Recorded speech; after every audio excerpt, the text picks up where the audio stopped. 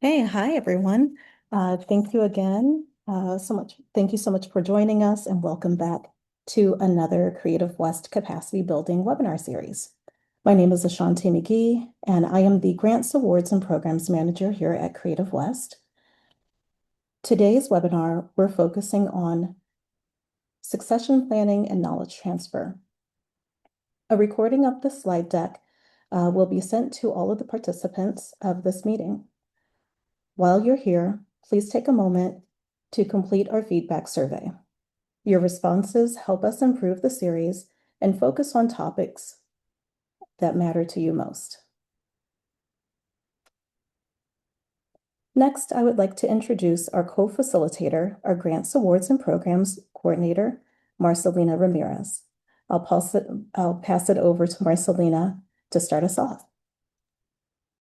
Thanks, Ashanti. I'm just going to be doing a few housekeeping things with us today. For our preamble, Creative West shares a fundamental and abiding commitment to equity, accessibility, inclusion, and belonging. We recognize and greatly appreciate the extraordinary contributions of our team and the impact we seek to have in our communities in the West and beyond. We understand that trust is built slowly with communities we wish to serve that have experienced generational betrayal and trauma. Our shared commitments provide a grounding for generating spaces of trust and safety within our team and in the communities we seek to serve through our work. We are dedicated to seeing these commitments reflected in our work over time consistently. Our shared commitments. We value humility, learning from our mistakes, and asking questions to gain deeper understanding. We feel empowered to hold one another accountable, establish boundaries, and ask each other for help. We lean into discomfort by facing challenges and conflict with openness and grace. We stay present by listening actively, being mindful of body language, and participating to the fullest of our ability.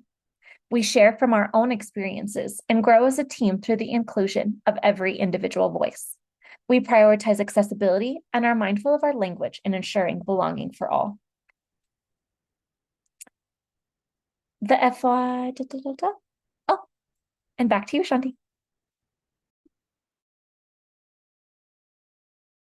Thank you so much, Marcelina. And we'll share just a little bit about the capacity building webinar purpose.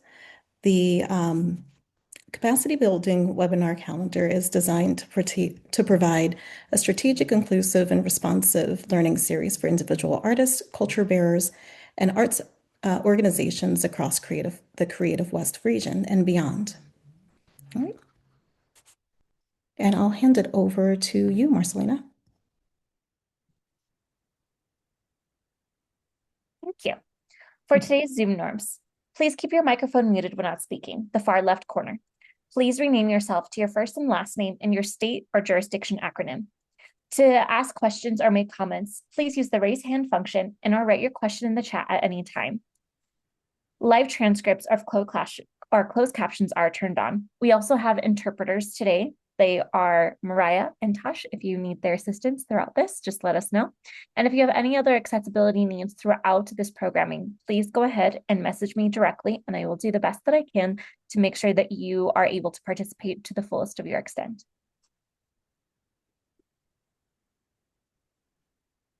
All right, wonderful. Thank you so much, Marcelina.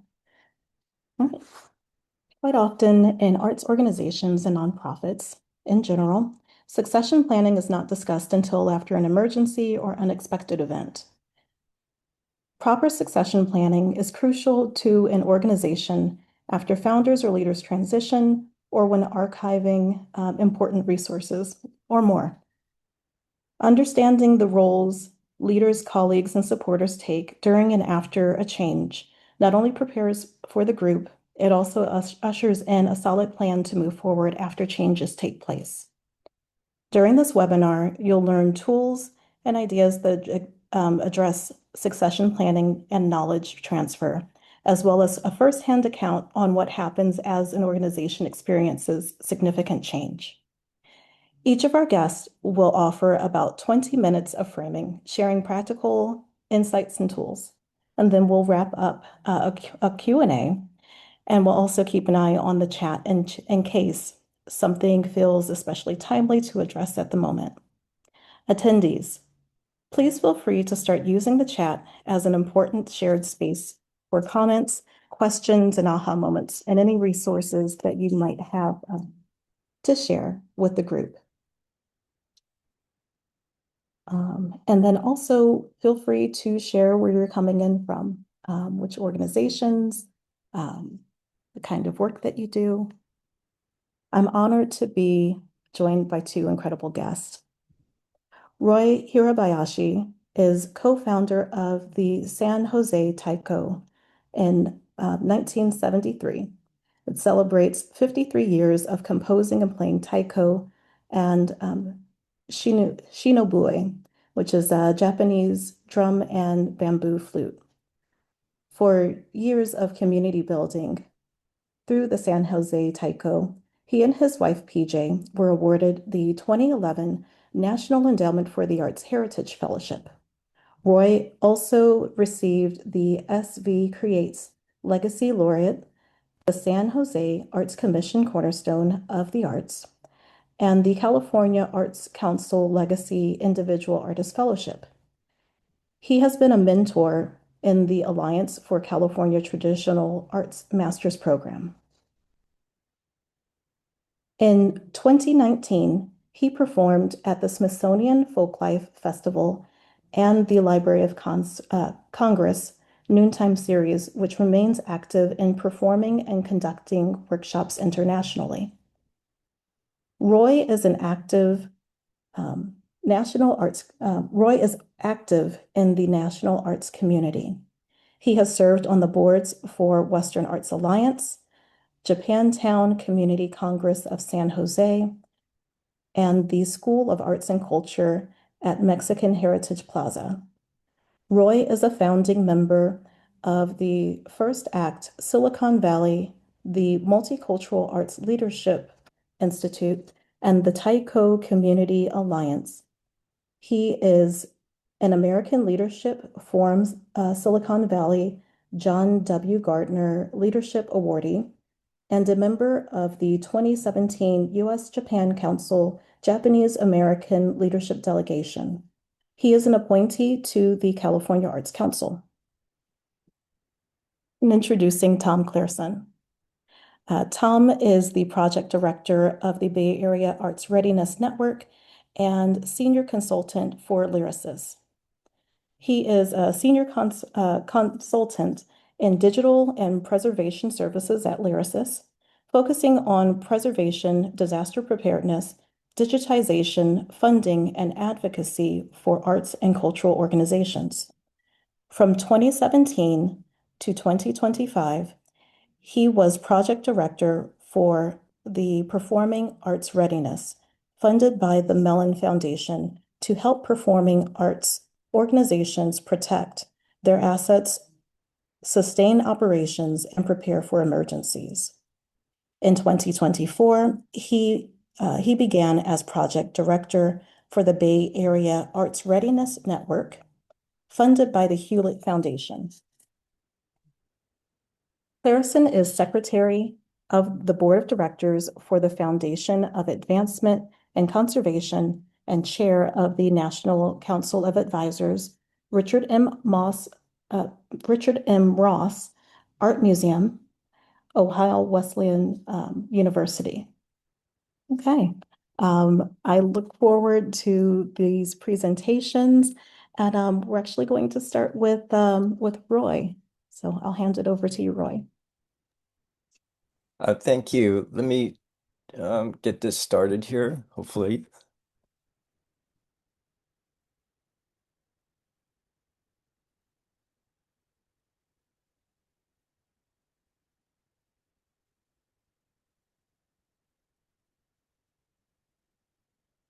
I'm sorry, I'm horrible at this kind of stuff, so I have to apologize here. You're doing great.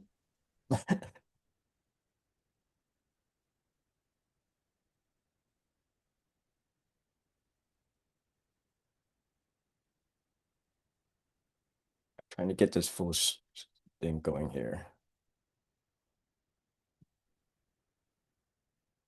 I'm sorry, it's not showing up. Roy, if you do you see the four arrows in the bottom right-hand corner? Yeah. Oh, Okay. okay. For some reason, it's not launching. You know what? No problem. I can go ahead and do that for you. So just give me 2 seconds. Okay, well, let me get started while I get some help here. Sorry so much. So I want to just start with the first question. I want to preface that my discussion today is really about talking a little bit about the perspective of what I went through when I was leaving the organization I helped found in 1973, San Jose Taiko. And when I started that, when we started to do that, we went through a lot of different things. So this presentation is a little bit of perspective of what I had to do from that experience and some of the things that came out of that. So I'm asking a lot of questions, and I'm trying to give you some bullet point uh, um, ideas around around those questions, and hopefully help you in some different ways. I want to also say that when I'm looking at succession for planning for any organization or individual, no one plan will fit everyone. So it really is something you have to think about how it fits your organization or for yourself, whatever your situation may be. And so I'm not sure if this is happening here. Totally.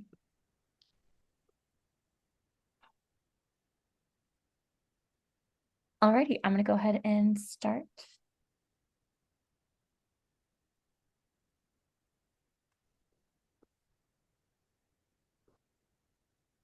I'm not sure what you're saying. Oh, okay. Thank you. So we could go on to the next slide. I think you're controlling now, or am I guess. I am. Okay, thank you. Okay, so what the question I'm asking first is what is succession? So it's a series of people or things that follow one after another, or the act or right of succeeding to a job, position, title, or property. I guess in a business strategy, it's really how the leadership passes on from one employee to another within the group. So next slide, please. So what were we thinking about? And when I'm talking about we, when I left San Jose Taiko's leadership, it was actually myself and my wife, PJ. We were both in the leadership position. She was the artistic director, and I was the executive director at the time. And so we chose to both leave. It was a really maybe a dumb situation for us, but we both chose to leave the organization at the same time. And so this compounded naturally the organizational's ability or thinking about how to make that transition for two key positions at the same time, basically.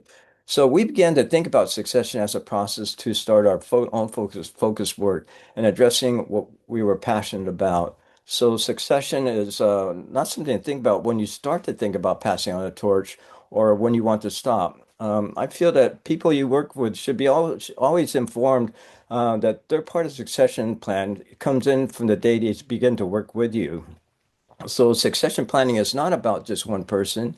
It is about everyone's responsibility to step up and help and take over. Next slide, please. So succession has a responsibility to your community. It can be a heavy burden, but it is essential to understand and embrace it. Succession planning does not start at the end of the work when you are looked upon as an elder, the teacher, or the leader. It begins when you first start as a beginner. Next slide, please. So what do we want to leave? Passing the leadership on to the next generation to keep the art form moving forward. We wanted time to do our own work and projects, although at that time we did not know what that was. And we wanted to leave without any fanfare. And what helped us to leave? We were pretty fortunate at that time when we were leaving in 2011 that both of us, PJ and I, were also awarded the NEA National Heritage Fellowship. And so that was really a great launching pad for us to do our next work that we wanted to. Next slide, please. How long did it take? We took 7 years to plan. So this may not be something that's feasible because I know succession sometimes happens because of an emergency. But we started to really think in advance about why we wanted to leave, what would it take in order to do so. So passing on the art form, the documentation, the history, the organizational structure, the care of our instruments, our music, and also just the whole creative form was really something we wanted to think about how to pass that on. Nurturing or developing the next generation of leaders, finding out who would take over from within. We really wanted to look within the organization to do that. Documenting, outlining what we were doing, our job tasks and responsibilities, and finding out what the successors knew or did not know. Next slide, please. What were our challenges? The talent pool was limited. We were lucky. We were really picky about who we wanted to take over naturally. So, and we were also looking for an internal hire. Not a lot of money to pay to scale to live and work here in San Jose. And that could always be an issue for most organizations. And both Peach and I, the AD and ED, were leaving at the same time as a married couple. Next slide, please. Who were we concerned about? The performing members and students, the local community. We were the face of the organization and the primary contact people, our Japantown community, our relationships with other Taiko groups in Japan and the US and the Taiko community, individual donors from the community, major funders, foundations, city, county, state, federal funding sources. Next slide, please. What do we worry about? What is the current staff going to do next? Do the next leaders always have to face the same challenges of being measured against our work legacy of what came before them? And is San Jose Taiko in a good organization situation for a transition? Next slide, please. Are the organization and key stakeholders prepared for a leadership or transition? Are they aware of the need for succession, timing, organizational shift? Are they aware of the required process, timing, distribution of information? How are they involved? Decision making? Do they know desired outcome? Transparent communication. Next slide, please. Will the organization retain core values, mission, programs, and mode of operations after the transition? Possible determination of internal and external search and hire process? Are the core values, mission, programs, and mode of operation articulated in a manner that makes sharing, learning of information possible? Next slide, please. What are we going to do?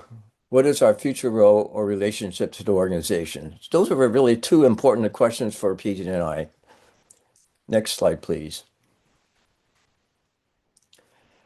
How should you begin to plan your succession? I would suggest telling your story. It's really kind of sitting down and just write it down. So write down why you want to leave. What is the good and the bad? What do you want to do next? That's really kind of important, I guess, for most people. To be honest, Peachy and I really didn't have a good idea of what was next for us. We just knew we wanted to move on. And so, to be honest, we weren't quite prepared actually for ourselves and how to do what was going to happen next.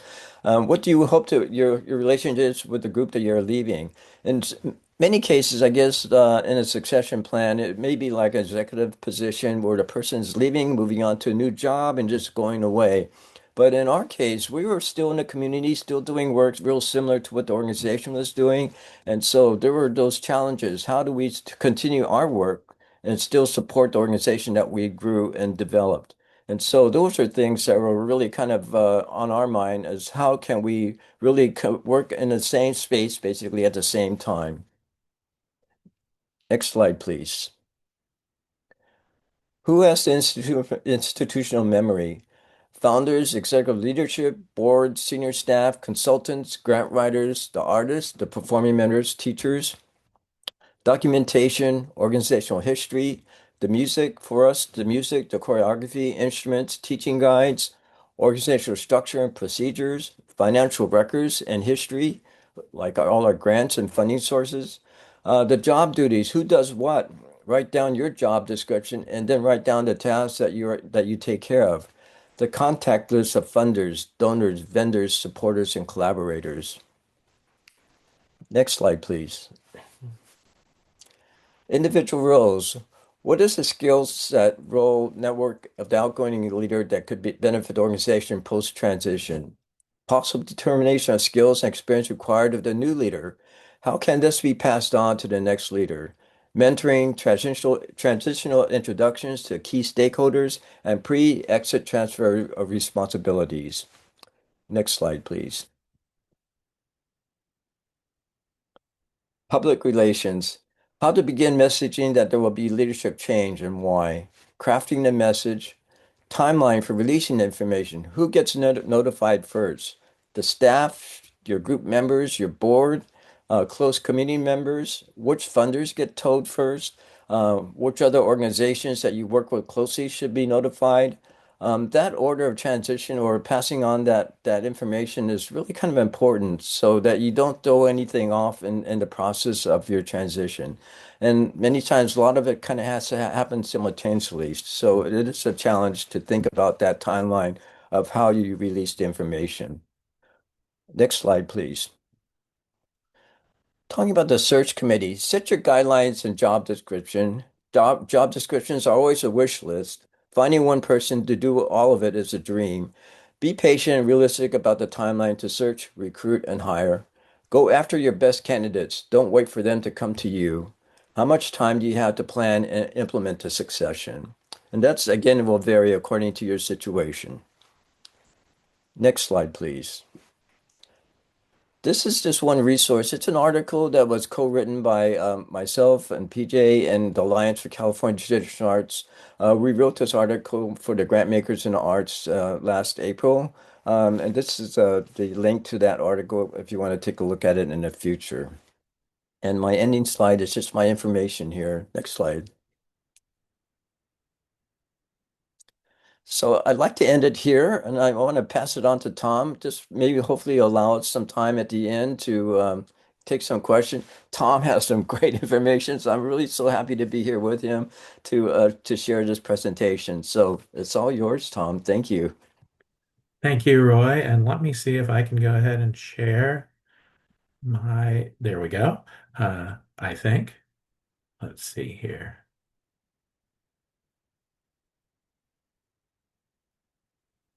There we go. Thank you. It is really good. When Roy and I were brought together by Ashanti and Creative West to do this presentation, I had not known his succession planning story and his story of the transition of the organization. And I think it worked out really well because what Roy was able to give you was the real life application of succession planning. So I certainly was glad to see that as we were developing these. So I'm going to talk a little bit about a project that my organization Lyrasis did with the Conservation Center for Art and Historic Artifacts. And let's see here. Well, okay, let's try something else. Somehow or other.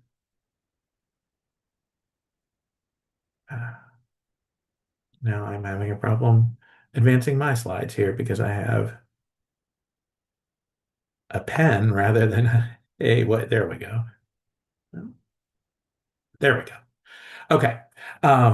Sorry about that. What I wanted to talk about was the fact that succession planning is in the context of emergencies and disasters that we oftentimes see in our organizations. And a lot of the time, when we talk about these, it's thinking about natural disasters like fires or flood, human-made emergencies, and this could be something like vandalism or theft from an organization, and technological crises.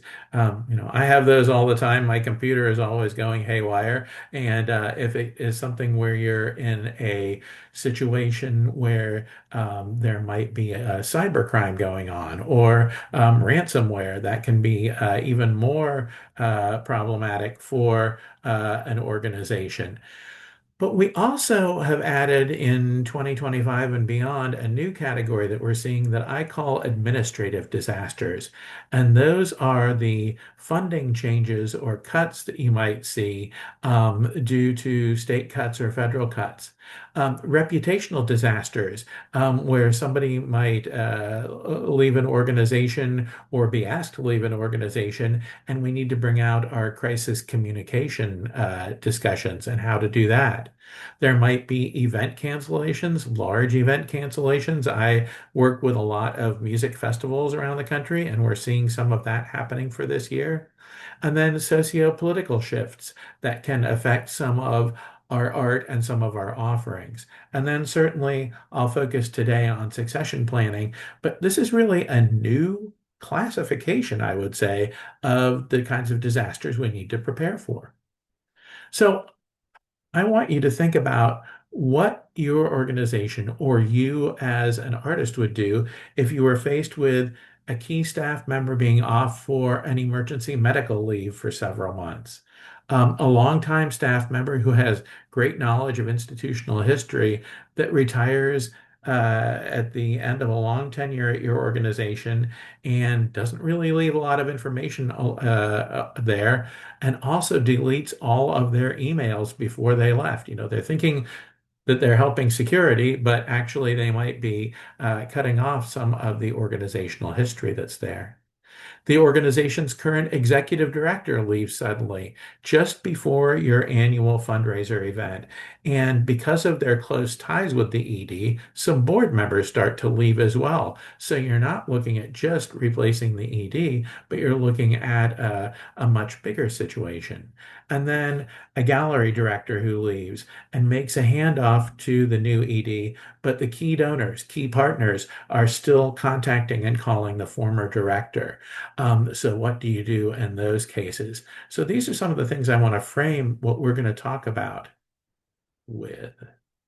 So just an idea. Our project recap is that the Conservation Center for Art and Historic Artifacts in Philadelphia and Lyrasis, my parent organization, are serving the country's museums, historic sites, archives, libraries, and arts organizations to create a suite of resources focused on succession planning for collections care staff and arts administrators. And what we wanted to do was offer educational programs and resources to present good practice. I think it's, really highfalutin to say best practices, but what are some of the good practices, the kind that Roy talked about and that we see that we can think about when we're preparing for what is inevitable, the staffing and volunteer transitions in arts administration and collections care. So we did some work, and I'll show you a quick calendar of this project, which has been going on for a while, with listening sessions and a project survey. And those are things that really helped inform what we were going to do to create our resources. And the great thing was we had a national advisory panel that supported the project team and reviewers who helped shape our resources and reviewed our legacy binder that I'll talk about. The interesting thing was we got our national advisory panel together, and in the midst of this project, we had some of the panel members who left one job and went to another one. And so they were able to tell us, again, the kind of things that Roy was talking about with the real life examples. So this is a long timeline. It almost falls off the bottom of the screen here. We started in the beginning of 2023 with listening sessions, and I really wanted to talk about this for just a second because it was so interesting to see the interest in this project. We said in our grant to the Institute of Museum and Library Services that we were going to hold 5 listening sessions and hope to get 60 people to attend. By the end of this part of the project, we had held 16 listening sessions and had 270 people who attended because the interest was so high. It was something where people said, we haven't had a chance to talk about this very much. We did a survey and analyzed those areas and then started resource development in 2024. And we launched a website that you'll see information about in just a bit, devoted to the project. And we've offered webinars, conference presentations, and continue to do that. And we are continuing to develop resources along with webinars and conference presentations throughout 2024.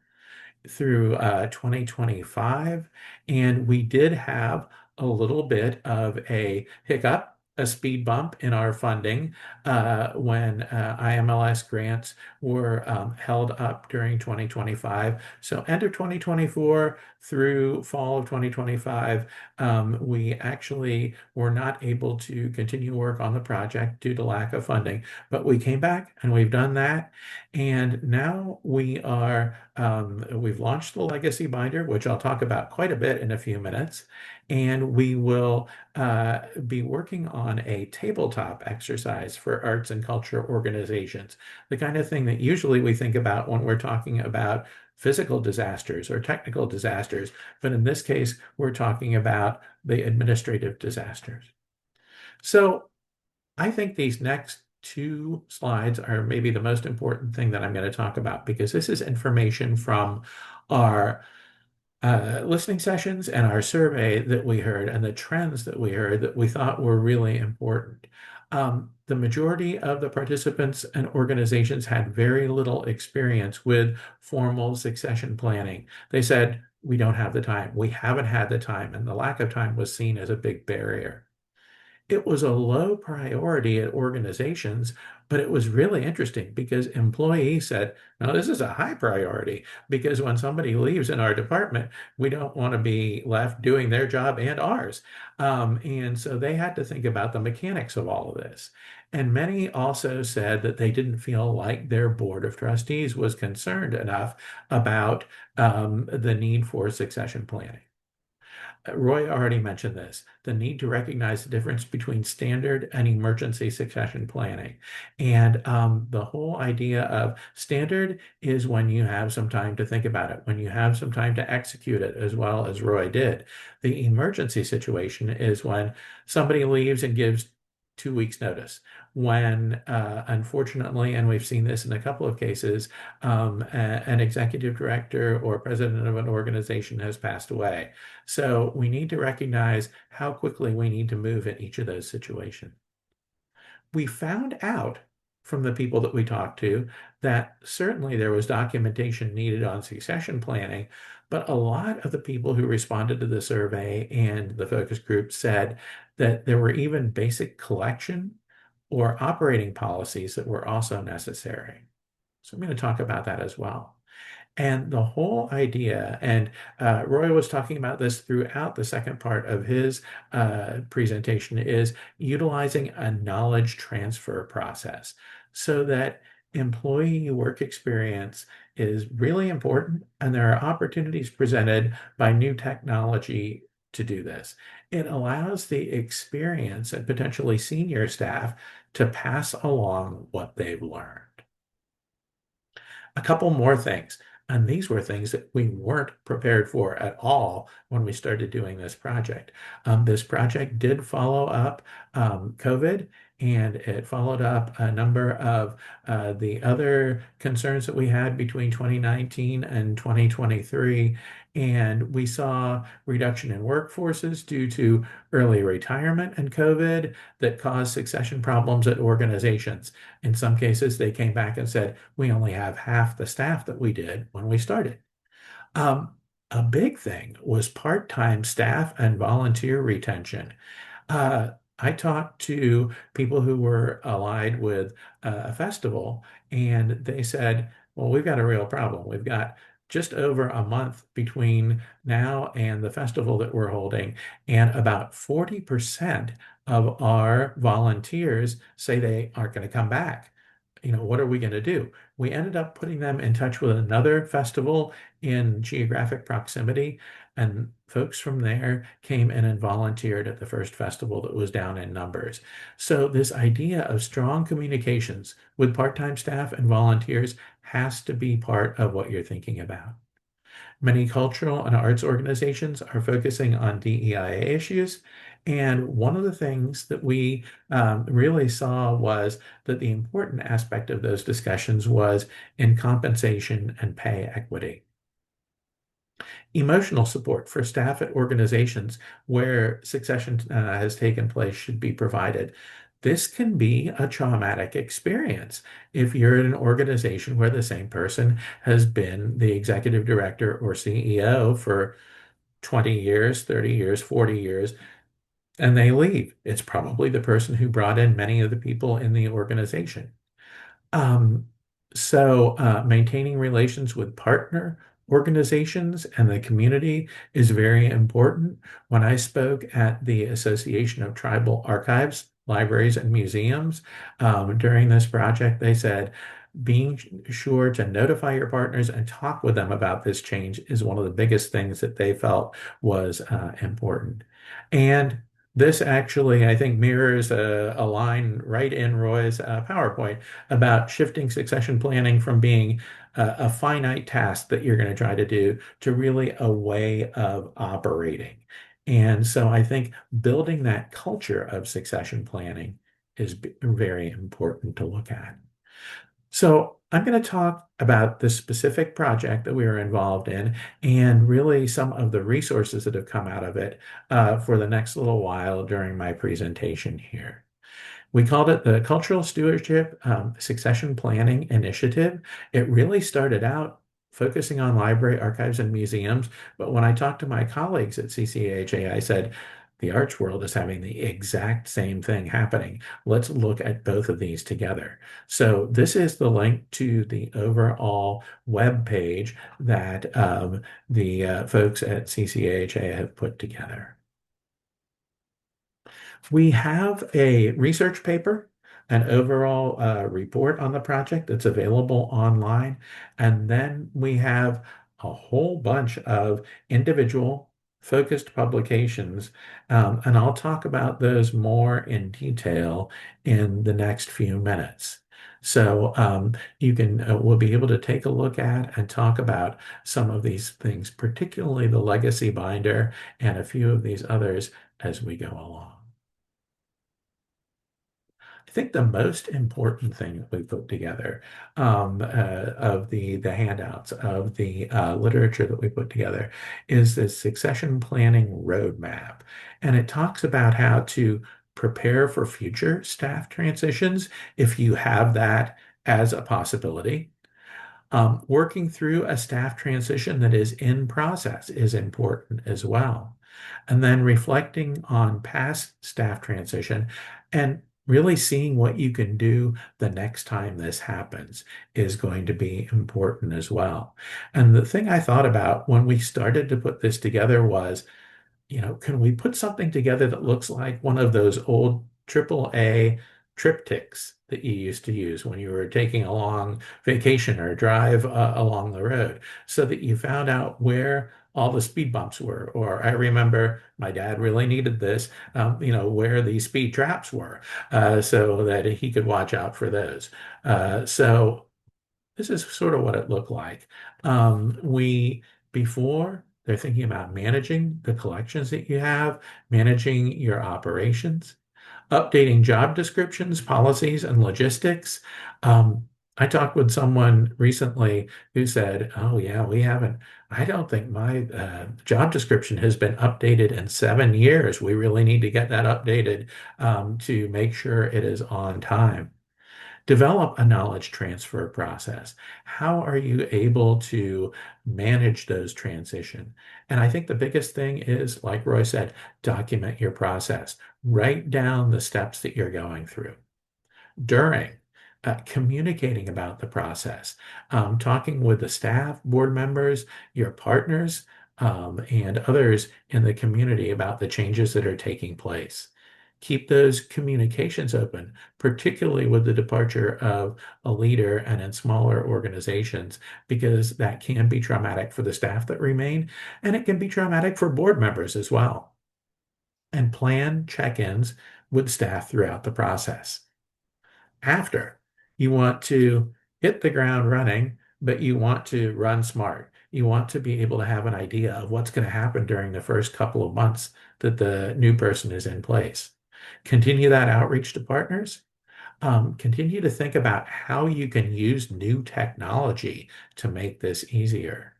And then thinking about the idea of reviewing your work, documenting your work, and succession planning for continued success, the idea of thinking again about not having it be a one-time event, but a way of operating. And I think if you're able to think about these and use some of the tools that Roy has talked about and some of the questions he's talked about, as well as the things that we have from our process and project, that would be a great direction to go. So we have links to individual project resources here. And I think that the 5 key questions that board members should ask about staff succession planning is extremely important. I have been on a bunch of boards, and I wish that we had been able to think about these when we went through some of those changes. The top 10 things you can do now to support succession planning and staff transitions. You might say, well, I don't know if we're going to need to do this in the next 3 years, 5 years, but it would be great if we had a plan to be able to start thinking about this. And that's a good way to be able to start. The Oral History Knowledge Transfer Guide. This has become a real great asset and a great benefit to organizations who are using it because video recording, audio recording of someone who might be leaving, you're capturing information for succession planning, but you're also capturing information for organizational history.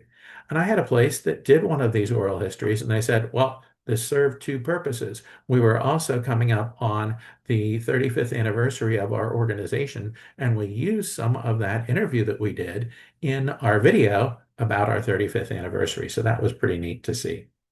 The most used, and I'd say probably favorite thing that people are using is this calendar for 30, 60, and 90 days after starting a new job, and the things that people need to do when they get into a new position. And then one I wish we didn't have to put in here, but everybody always needs help using this type of thing, is the file naming strategies to aid in succession planning. It deals with one of the most problematic areas is we might be able to see the files that the person created, but if the files are just with dates or they don't have, some of the file naming for your organization overall, how are we going to be able to tell what those are? And my colleague Lee Grinstead and I walked in a number of years ago to an organization that had not had good file naming strategies, and they had I think 40,000 digital images that it was very difficult to search because we didn't have good file names. And we want to have that for your organizational history, but some of your organizational assets as well.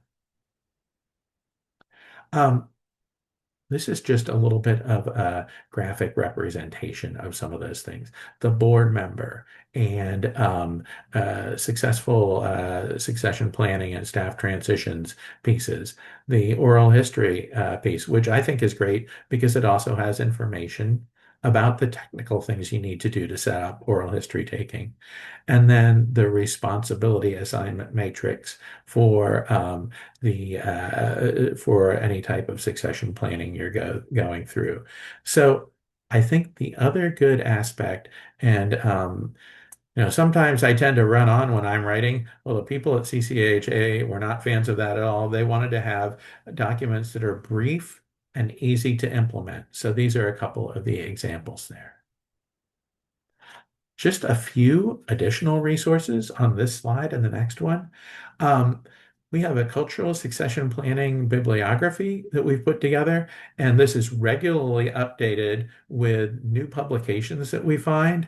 I'm actually going to talk with Roy about adding his publication from Grantmakers in the Arts to this bibliography, so we can take a look at that. Then this collections management policy toolkit, and you might say, well, I'm more in an arts organization than a library, archive, museum. Why do I need this? Well, we thought that this type of documentation can help you manage your collections, whether they are artwork, whether they're business archives and records, or even if they're musical instruments. How do you manage and how do you have disaster plans, accessibility plans, any type of cataloging or inventory plans for materials that you might have whether they're business records or all the way over to some other things that you might use. The other thing that I wanted to suggest to you is this idea of our webinar recordings. We have webinars on the research findings, the resource roadmap, but the one that is my favorite here is the part 3, the case studies recording that has really helpful information from a couple of organizational directors who went through succession planning efforts. And this includes the former president and CEO of Chorus America. And she talked about her very well planned succession and transition when she was leaving her organization. So that was really wonderful to see. Now, the big thing, we bring all of these resources together in one place that we call a legacy binder. And that can help with the knowledge transfer that we've been talking about. And it assembles all those earlier tools and templates in a way that you can use them. Starts with documentation of goals, rationale, and plans for the implementation and maintenance of a disaster plan and a succession plan. And then it moves into individual and job specific documentation of the processes, the responsibilities, who needs to do what. Succession planning as an organizational practice with collaborative input is very important. You need to regularly update this. I always talk with folks about updating your disaster plan on a 6-month or 12-month basis. And I would say at least a 12-month basis on what you're thinking about for your succession plan would be good. And you can prioritize it as it fits your needs, and then make sure colleagues know where information can be accessed. We don't want to have that situation where someone leaves and we can't find the information. And uh, I'll tell you, I was going to say, I'll tell you a secret, but it's not really a secret. My organization, Lyrasis, had not had a succession plan in place when we started this project. And we were so interested in what CCAHA put together that we have organization-wide had a working group that has put together a succession plan that is going to be introduced to all staff on July 1st. So this is something where we use these resources to the nth degree and pulled together a lot of things. So there are 3 sections in the work that we have. There's preparing for transition. In the first section, you can see activities with current projects and priorities that you might be dealing with. It looks at contacts and relationships that you have, and actually documenting those is being important. And then this responsibility assignment matrix that we saw in the graphics a little while ago. So you can see the type of templates that are here. And it supports, I think, easy coverage in the event of an unexpected absence or departure. It can show the daily, weekly, and monthly priorities for the role. And if there are onboarding needs for the next person or departure needs for the person who is leaving, we can see that as well. Section 2. This is where we talk about important details, documentation, and procedures. It's the idea of having your software list, passwords and access information, frequent and complex procedures, and then resources and references. All of those are important. This is where you have the inside baseball, the inside terminology, the acronyms that we all always see at our organizations. And it includes processes of documenting that can lead to better contingency planning and organizational planning. So this is the section that really gets into what documentation do you want to keep and what is the most important documentation to have.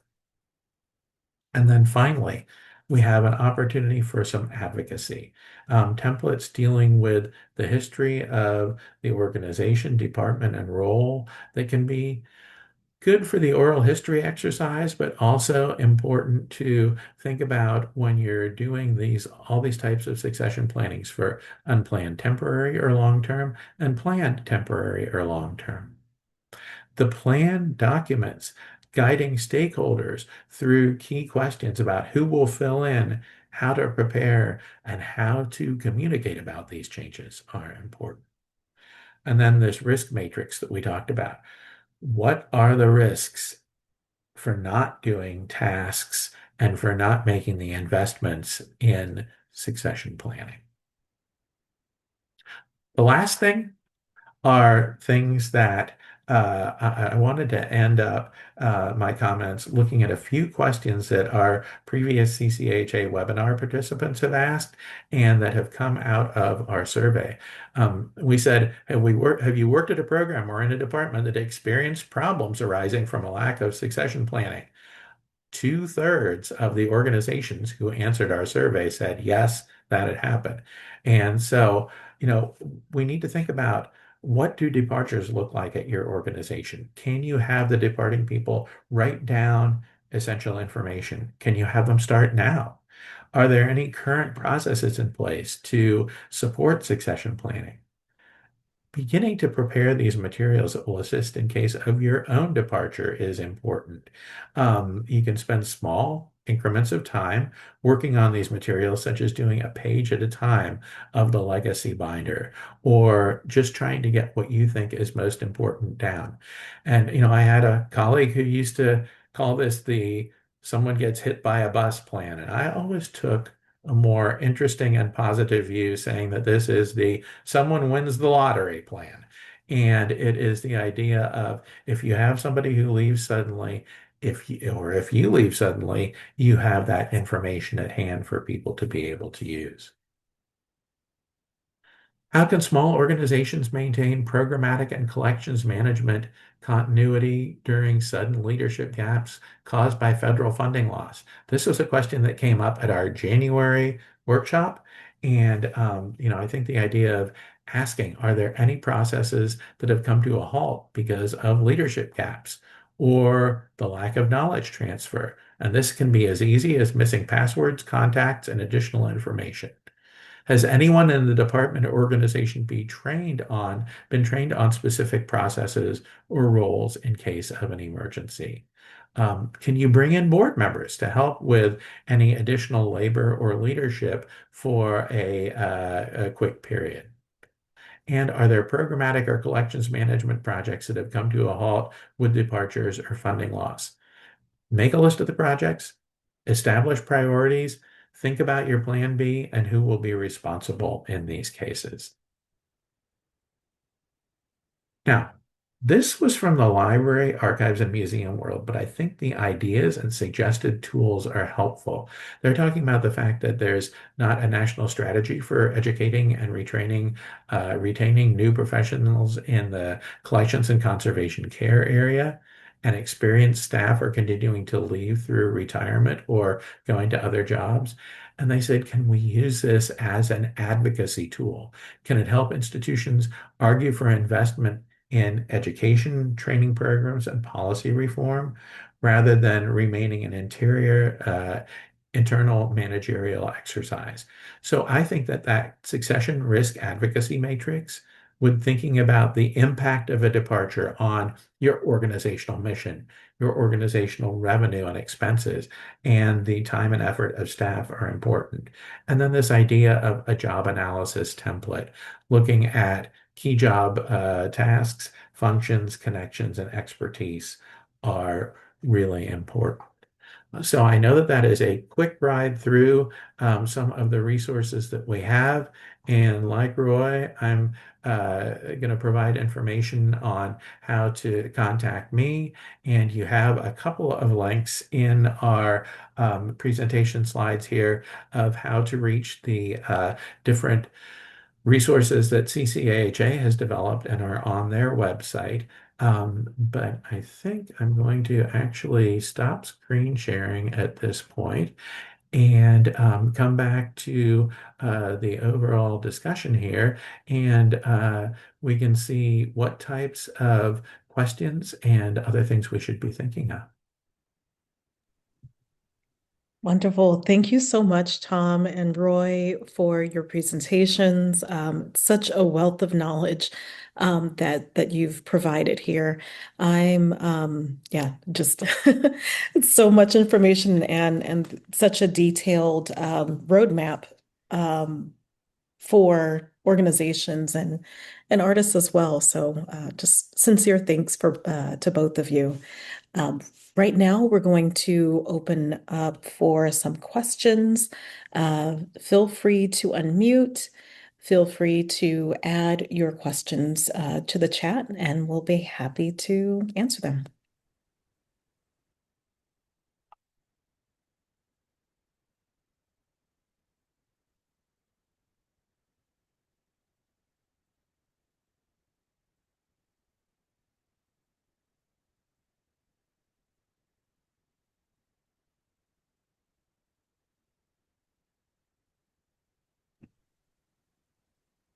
Okay, well, I'll actually get started with one. Roy, what you had mentioned that succession planning had always been something that uh, you had incorporated in the organization. Where was that premise? Where did that premise come from, or how did you like? What brings you to thinking about, um, yeah, just starting an organization with succession planning in mind?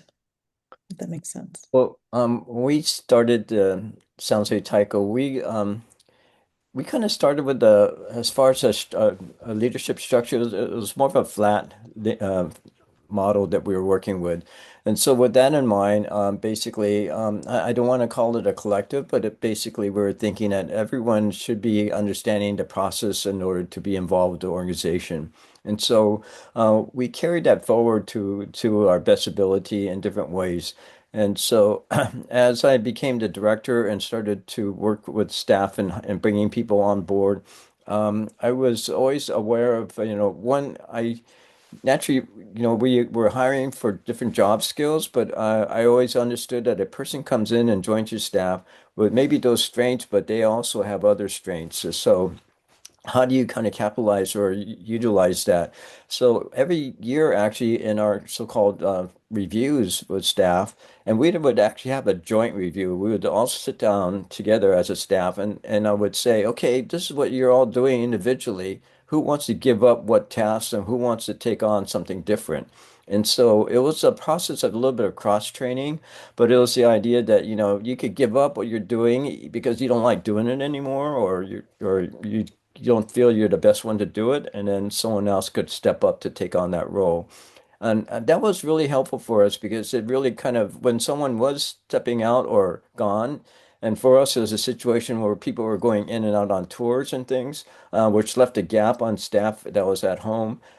People were able to step in to fill those roles, whether it was contracting or leading a class or doing outreach to the community or different things like this. And so I felt that brought to me the idea that um, succession planning isn't something when an incident happens or when you think of someone leaving or you yourself decides to leave.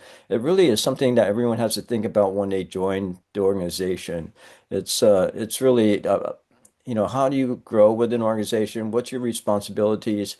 And I like to tell people, you need to think not only what your job is, but how can you step into someone else's role if you have to? What does that mean?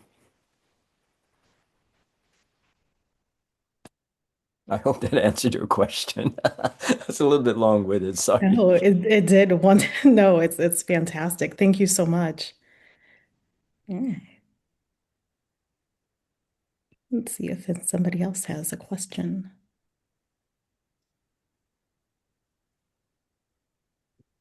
I don't see anything in the chat just yet, Ashanti. Okay.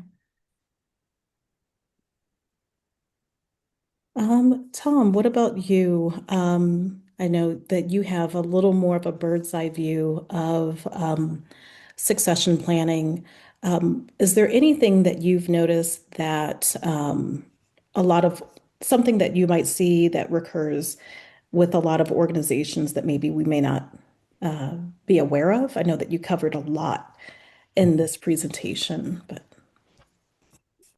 I think that what we discovered was that people had not taken a lot of time to think about this, but and maybe I don't know if I can make a broad generalization like this, but maybe that was okay pre 2019 and 2020. But when we had this onslaught of changes, whether it was the leaders at organizations or whether it was part-time staff, another story that I saw was a performing arts and park system that had almost all of their part-time seasonal laborers leave.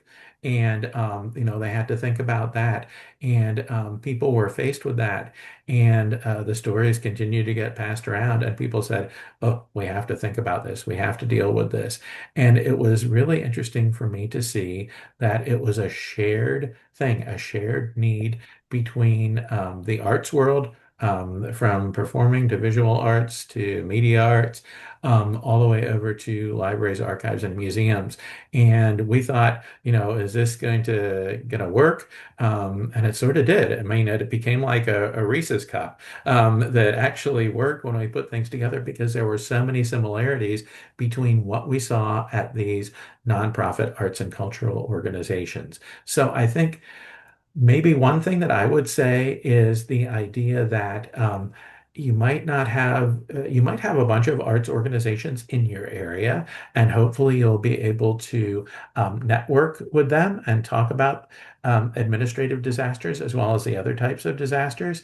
But I think it can be something where you say, okay, we have our playhouse. We have our theater on the city square, and right across the square is the historical society, and then the libraries on one of the other corners.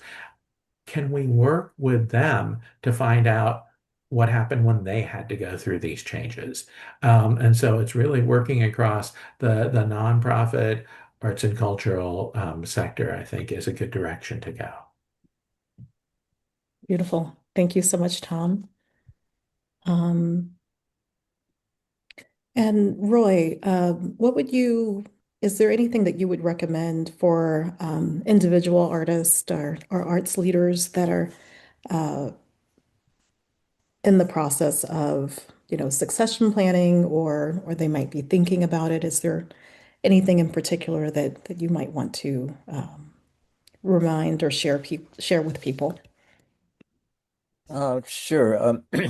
I kind of mentioned in my presentation that for me, one of the difficulty of thinking about stepping out was that I knew I wasn't leaving the area, and I wasn't going to be stopping my work that was going to be similar to what the organization was already doing. And so, how that transition was going to happen, or how we could balance being in the same space at the same time, was really kind of important.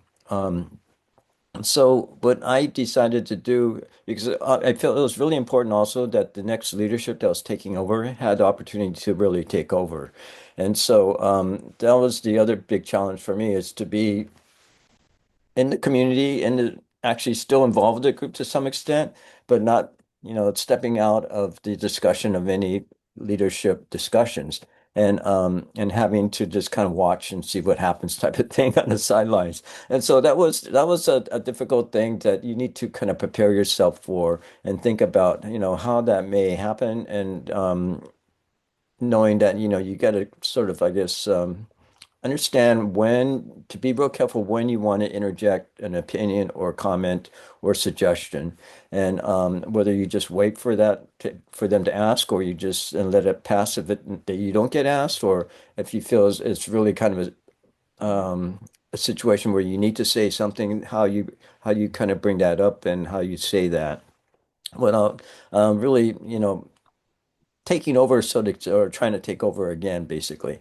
And so um, that was some of the big challenges for me and my wife PJ at the same time. And we made a conscious decision to kind of step back from actually doing things for almost a year. So, and was just to let that opportunity for the new leadership in the group take over and kind of readjust to who was in charge. I mentioned for us, we're very much involved with the local community here in our Japantown. And so people still today come to us and say, "Oh, can we hire you to do for a performance? San Jose Taiko to do a performance?" And we always sort of tell them, "Well, we're not in charge anymore." But so it's still kind of an ongoing thing for us locally in the community to keep that separation because people just still don't quite understand that. And so being careful, but as sometimes, when we're being asked from the outside a little bit, um, when they're asking for performance, then I have to decide in my own mind, okay, do I pass this back on to San Jose Taiko or do I take this gig myself now? So, there's those kind of things happening that you need to kind of decide, where are you at in your career? Is that actually something you want to be doing? And what kind of work do you want to be doing for yourself at that point? Um, PJ and I found that, for us as we're still performing as a duet now rather than a large ensemble, so it's a very different format of playing. And so we've had to recalibrate and redesign what we do as far as musically in a performance and the kinds of things we're willing to do. So it really kind of has been able to kind of help narrow and focus our way of how we want to present that. And realizing more now that we're actually in a better position to be teaching or sharing information rather than trying to go out and be on stage and performing for people. And so I feel now I'm in a situation where I've always been asked to kind of uh, share how to play taiko. But now I actually want to go out and ask the question, why do you play taiko? And deal with that end of it. And it leads into these kind of discussions of, organizationally, what's important, historically, what's important, what's the values for what you're doing as an organization or as an individual. And those are, I think, really kind of important things to start thinking about, why do you do what you do? Thank you so much. So insightful. Thank you. I really appreciate all of that information. We're going to go to the chat. I see there is one question. When searching for an executive director for an arts organization, what are people's thoughts of using headhunters versus doing an executive search yourself, as a committee? I can give an opinion on that. Okay. I wouldn't say it might be definitive, but my opinion on that is if you have the budget, you might be able to and want to try out a firm, a headhunter firm, but I think it must be arts focused. I have seen a couple of people try general firms, and that has not worked out really well. But with the arts focused firms, I have seen them go through the whole process and hire somebody, and those people are in place. And this happened 3 or 4 years ago during the crush of the need for succession planning. So I think that it's something to look at, but there is an affordability factor. And, for the smaller and medium-sized organizations that I often work with, it might not be in the realm of possibility. You don't want to, pay out what might be part of the first year's salary for the executive director in order to find the new executive director. So, maybe try them out, maybe interview a couple of the firms, take a look online at the kind of things that we have in our resources, but also maybe the kind of things that some of these executive firms have online, and think about how can you build your ability to do this? How can you work with your board to do this? I went through an executive search situation a couple of years ago where we went through a search and hire, and then that person ended up departing rather quickly. And we said, we have to get the search committee back together and maybe a little bit narrowed down, a little bit more focused to go forward on this. And it ended up working out really well. Um, Roy, what's your thought about that sort of dichotomy there? Um, I totally agree with everything you said. Um, I feel for a small organization, I I suggest you really look internally if you can, just who in your ranks will be able to kind of step forward. Whether it's, someone that's already on staff or a board member or someone else in the local community that's really been involved with you. Because I feel if you don't have that kind of connection with you as a small organization, it could really throw your organization off if you bring in someone from the outside, because they're coming in thinking they just know how to run an organization administratively, but don't understand your values, your process, the way you think, and why you do what you do. And so that's a difficult process and task. And that was one reason why we decided to take so long to kind of develop that from within. It took some time to do that. Thank you. Logistics question. Advice on naming pictures, film, standard practice such as year, place, date, project. Um, And I think that Rachel, that's a good place to think about and start. But I would definitely ask you to look at Lee's file naming process, because she's somebody who's worked in statewide and actually national digital projects that are having thousands, if not hundreds of thousands of items come in. And she was thinking about how can these be named for this project. So she has some really good examples in that handout that's at the website there. I know that's a little bit of a cop out, but I will refer you over there. Beautiful. Thank you. Okay. Diana asks, how do you change the workplace culture away from siloed, competitive, or job security types to climates to, I think, climates of shared organizations? Do you want to try this one first, or and I could jump in? Sure. We've had an interesting experience with this because during the time I've been at Lyricist, this is started in 2009 with the merger of four different network organizations. And at that point, we had a big building in Atlanta and a lot of staff who were in that building. And as we've gone on and as the organization has grown, we have moved to the point where we are now 100% remote, 100% virtual. We don't have a building anymore at all. And so we really had to think about how could we do this in a sort of an unsiloed way and keeping everybody informed type of way. And one of the things that I feel helped us remotely and can help organizations in general is this idea of doing some type of all staff retreat, whether it's virtual or whether it is in person. I think that even though it might sound a little bit corny, this idea of lunch and learn meetings that you can have over a lunch hour where you can talk about the work of different departments has been really helpful as well. And so I think that those are things that have worked at my organization where we do in different parts of the organization really different types of jobs. And it can be difficult to wrap your arms around even what another division of your organization is working on. So that's been one of the ways that we've overcome that a little bit. Beautiful. Thank you. Okay. Let's see. And just a reminder, Tom, Rachel is asking for the link for Lee, so we'll Oh, make sure sure. to get that to them. Yes. Let's see. And Teresa asked, would working with an arts consultant, not a headhunter who specializes in succession planning, enhance or speed up the process?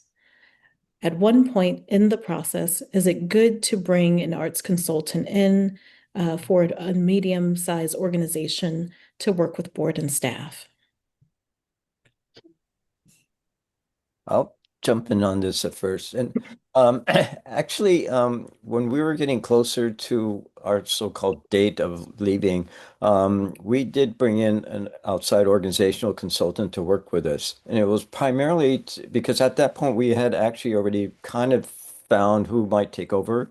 And for us, it was really kind of deciding or figuring out what what do I have to Peach and I what do we have to leave behind in order for the next leadership take over, and what does the next leadership need to step up and learning, and what do they need in order to be successful as they take over. And so the consultant was not so much helping to hire someone in, but really to kind of mediate how that transfer information was going to take place. And we felt that was really, really, really critical and important and helpful for us to have that outside voice. The consultant also actually interviewed all the board members and quite a few of the other staff members and even performing members, just to get a feel for understanding what people's concerns were about, what the fears might be, and what the potential things to be aware of, as things move forward. So that was really helpful for us too, just to understand how the organization, as an organization, was feeling about moving forward in this way. Beautiful.